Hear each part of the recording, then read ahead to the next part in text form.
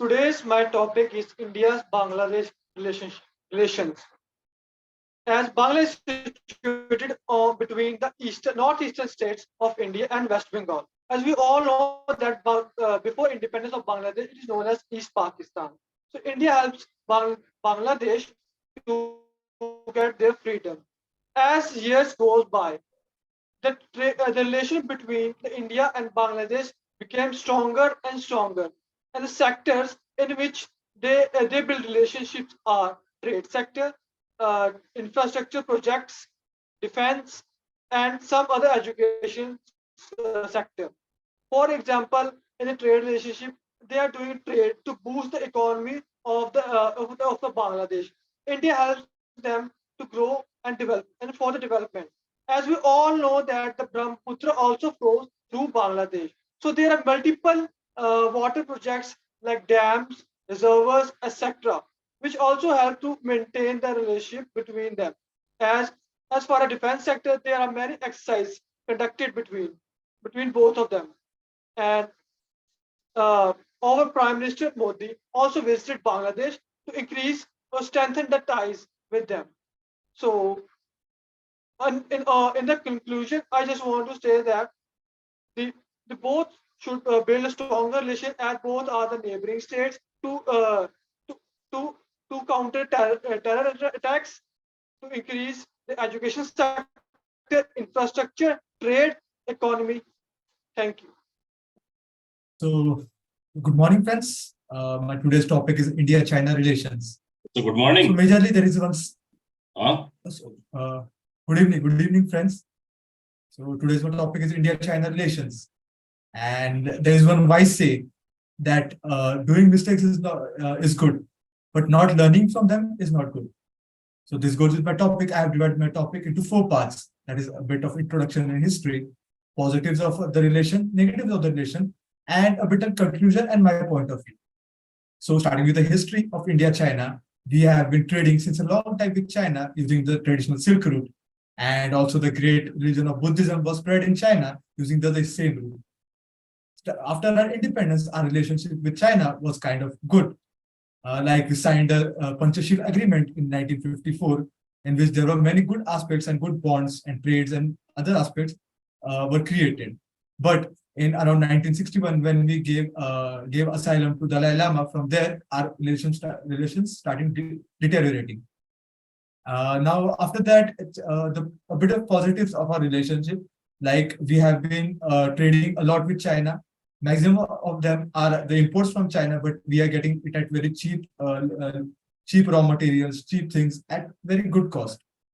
And other than that, we it also created a kind of a South Asian dominance around the world, that there are 2 big countries in the South Asia which have the capability of becoming a superpower. Now, a bit of negatives, like as we know that India and China have been in war in 1962, where India was kind of faced a lot of difficulties in that war. Still, we fought and gave our best. But other than that, China is nowadays surrounding India with a strategy called string of pearls. And India is also countering it using the strategy called necklace of diamonds. And India is also building a China-Pakistan economic corridor, which will close or endanger the India's path towards the African countries to trading with them. And I think this is a major threat to us. Also, China is nowadays militarily very strong, and I think which is kind of danger for us in the northeastern region. Now, coming to what are the more threats we can get and how India is countering to this. So, as we know that India is also collaborating with many countries, let it be Indonesia, many of the African countries, like Gwadar port in Iran, and Oman, many of the ports in Oman and other countries. So, I think all these aspects is a good thing to counter China in right now. And now a little bit of conclusion in my point of view. So, as we know, that China is nowadays in the race of becoming a superpower, and it will soon overcome many of the countries. It is militarily powerful, it is also economically strong, and it's anyways culturally good too. And I think India being a friend right now with China is a good option, as it can create a dominance in the world. As we know that the other Western countries like USA and Russia, they are not enabling the other countries to come over them, and they're just trying to. Good evening, gentlemen. The topic given to me is India as a defense hub. So India is becoming a hub for defense manufacturing. As in our Make in India scheme, our country is moving farly above, as and we are indigenously making so many aircraft and machines and aeroplanes and different and weapons. As of as in past, our country is not much able to manufacture the defense systems, but after some innovations and technologies, we can able to do so. In the past, as our country is known for uh, our braveness, that Dr. APJ Abdul Kalam is as we see, as we heard that he brings some equipment on cycle, and from that to now, and also in the future, our country is making an effort in making our country more liable and more indigenously prepared for making defense equipment. And in that, we can also take some help from other countries. By that help, we can indigenously prepare and make some and make and make very good indigenously aircraft, ships, weapons. And in that, we every year our country also hosts some defense expos. In that, we show our powers to the whole world, that how powerful we are, and we are also inviting our neighboring countries to help us. And by their help and by our innovations, we can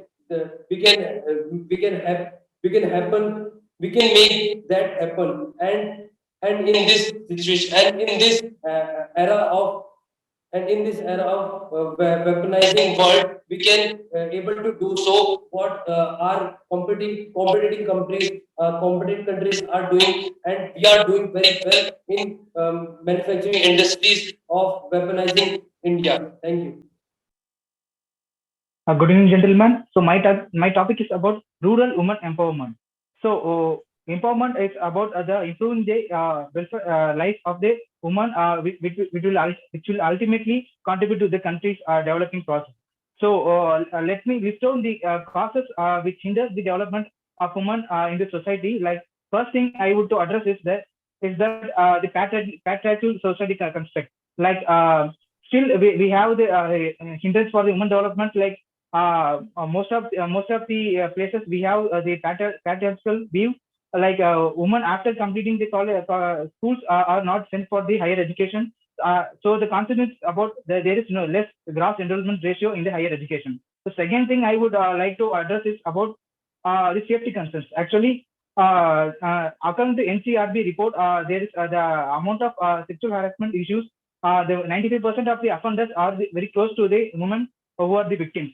So that should be addressed, and that also hinders the process of the women empowerment. So third thing I would like to say the cause which hinders the women empowerment is less representation in all the fields collectively. Like, especially if you take the field of entrepreneurship, a recent report of a private firm says that 7 out of 100 women only heads the companies in the entrepreneurship field, like the business. So there is also less representation in also political also. So that should be increased. And the fourth thing I would say is increasing the literacy rate of the woman, which compared to male, it is very slightly less when compared to the male in this country. So what are the measures to be taken to overcome these hindrances? Government should frame policy based on the woman-centric schemes, like empowering women by providing the financial assistance after the marriage, like and safety for the girls, children, right from the childhood to make them ensuring completing the education, and so making employment opportunities. For example, some states in our country give 40% reservation for the women in the government employment, and also there are some intercaste marriage schemes which would stop the honor killings in the society. That would save the woman for choosing their own partner of their life, and therefore such a government schemes supporting women should be introduced, and the main thing is implementation at the ground level is very important. So that would become the good result for the future. And therefore, rural, because 60% of our countries of the rural background. So the topic rural women empowerment is focusing on the rural area. Women's life is very important, as the women in the urban area are somewhat they can survive in this fast-growing world, but rural they are under the construction of the patriarchal society, and therefore they should be equipped with the education would be the proper weapon to overcome this process. So Stop thank it. You can't see the sign which I am showing you continuously. Good evening, everyone. Today's my topic is India and US relationship. So we can say that India and US, United States of America, have had a good relationship since last many years. Like on our constitution making, we had take many we had take many points in our constitution from USA, like the impeachment of president, the fundamental rights of the country, and the supremacy of our Indian constitution.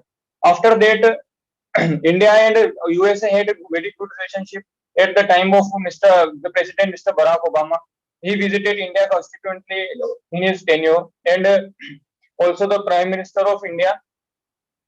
Also, the Prime Minister of India at that time, Pradhan Mantri Manmohan Singh has visited him also, and they made a good relationship between both the countries.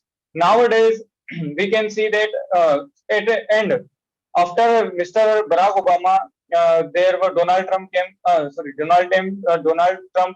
became the president of USA, and he came to India frequently. And Modi ji, our Prime Minister, Mr. Narendra Modi, has been also invited to USA to address their country and to represent India on there.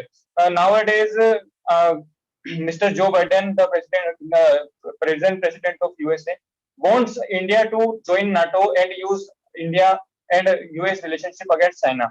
But if we see the negative points of the relationship, America is helping little with Pakistan to develop its infrastructure and its mechanism also. But we can say that in our positive side, America is also doing many maritime navy exercises, defense exercises with India, like navy exercise and Indian army exercise. And recently we can see that our Prime Minister Mr. Narendra Modi had went to America and to address their citizens and earn a very good fame there. And we can see that our leader Mr. Narendra Modi had a good impact on the people of America. Thank you. Good evening, gentlemen. The topic given to me was Quad. Quad was first developed in 2007 by the neighboring countries US, Japan, Australia, and India. The motive to create Quad is to counter China in the Indo-Pacific region. China is developing maritime and cyber security threats to the developing nations and other countries, other developed countries. So the US always take advantage to the Cold War strategy to counter China. The main motive of this organization is to develop cyber security, maritime and naval exercise, etc. And in a meeting which was held in 2022, it was told that China's target was Philippines, so that he could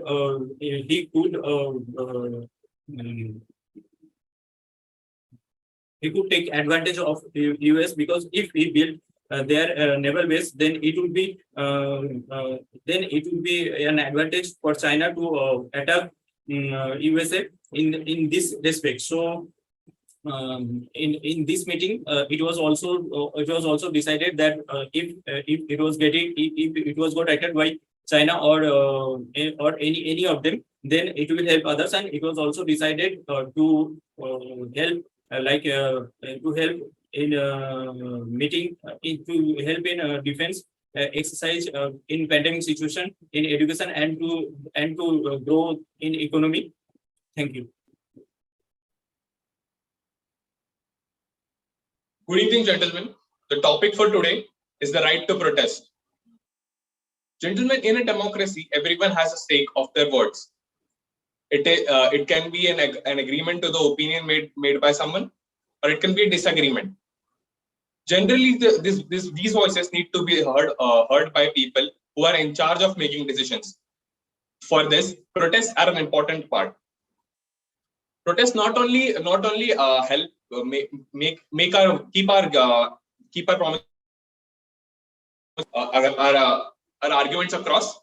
They also help in gathering everyone's attention. Nowadays, the protests have taken modern turn as well.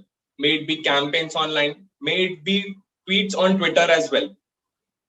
In every part, a person can put forward his protest. But the essence of protest is to make generally to make the organization or the entity or the government, for matter, to make understand the requirements of the common man. Protests can also take a negative turn as well. If not kept track of, it can lose into chaos as well, which can completely destroy the purpose of the protest. We as individuals have the right to protest. It is a basic democratic right that has been provided to us by the Constitution of India. It is in our hands to harness this power. Democracy, when we say, it not only means accepting the decisions made by the government and following it as well. It also gives people a say in say how do they react to this decision. And protest is an example of that. We also see protests happening not only in India but also abroad as well. And though many of them do not turn out to be peaceful, but the objective is to keep their arguments across. In this modern digital era, I believe that all of us can come forward and put forward our arguments in a better way and complete a protest in a peaceful manner. Thank you. Rejoin the session again. This link is about to expire now. Okay, quick. Good evening, gentlemen. Today, the topic of my lecturate is cyber security and the cyber crime. So, as we can see that in the present era, the cyber crime are increasing day by day. As we can see that in the present era, everyone is online. But once it was a time when internet usage was very low among us, and sometimes somehow it was a time that woman was not well aware about the internet and its usage. But as it is increasing day by day, so the crimes are also increasing day by day. And once the things which were on the paper at that time are now on the server, so we can get all those things by just a click.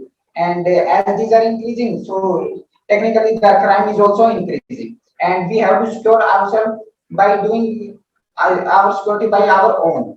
And now we have requirements to stop these kinds of crime and protect ourselves from these kind of crimes. As we can say that there are approximately 900 millions of the users in India which are using mobiles, and out of these, approximately 400 are using internet.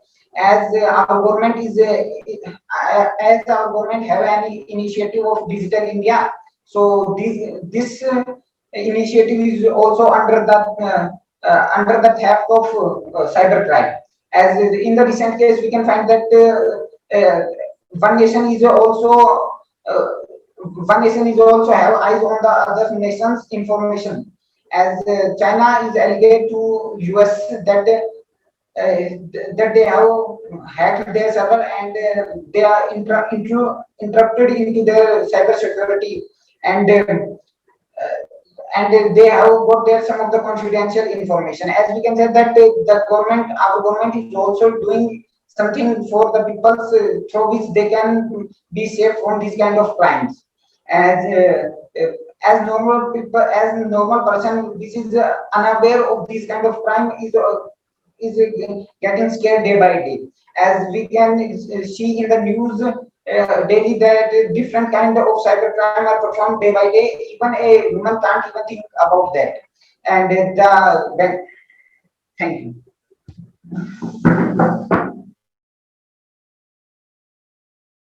Good evening, gentlemen. Today's my topic is YouTube.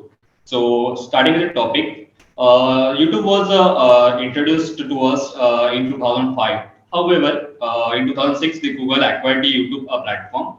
So, when we hear the word YouTube, so at first, what comes to our mind? Like it is a platform wherein like the content creator are creating contents, and whereas on the other hand, like the users which are consuming the contents.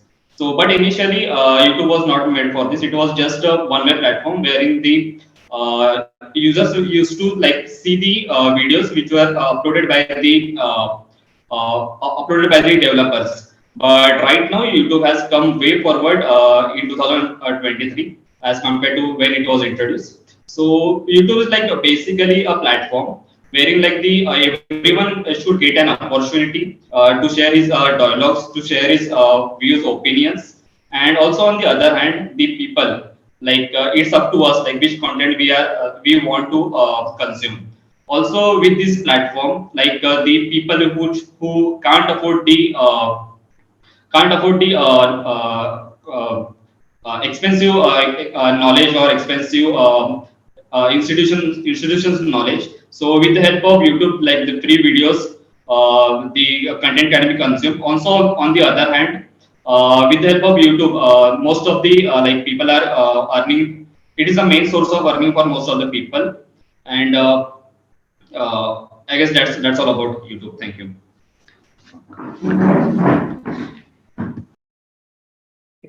Morning friends, my lecture topic is population of India, merit and demerits. First, population, as India's population this year in 2021 in census can surpass the world population. We are on the top. Earlier we are on the second. It was China who was on the first in the population. Now, after the COVID, we have progressed a lot in the population, and that's the thing. Now let's talk about the demerit first. First, increasing population is a burden for any country because we have limited resources in the India and in the world also. Like water, everything is limited. Nature gives us in the limited size, but we are not using it first wisely. And there is also increased burst in the population, like we have seen in the COVID times. There was scarcity of the ventilators also because the population was high and the facilities were not there. So these are the first merit is that limited resources. The second merit is that if the population is high, then competition will be high. Then, like unemployment scenario may go on high, like the recent news SSC for only SSC clerk post. Even the PhD graduate had applied, even the BTech holders have applied. So this scenario is quite visible in the population dense country. Now let's talk about the merit. There are several demerits of population, but merit are also there. Like it is not always that a population is burden. The population can be turned into useful human resources, like China has done. Everyone has some unique ability. So just what we need to do is they identify their ability and turn them into reality. Like we can give, everyone has their advantage. There someone interested in artistic, someone is interested in technology. So what we can provide is just upon whatever they feel they are good at, they can work upon that, and the result will be beneficial. It will not be, they will not be a liability, they will be a creator for the nation's wealth. So the basically main point is use the human resources well, as several countries has done already.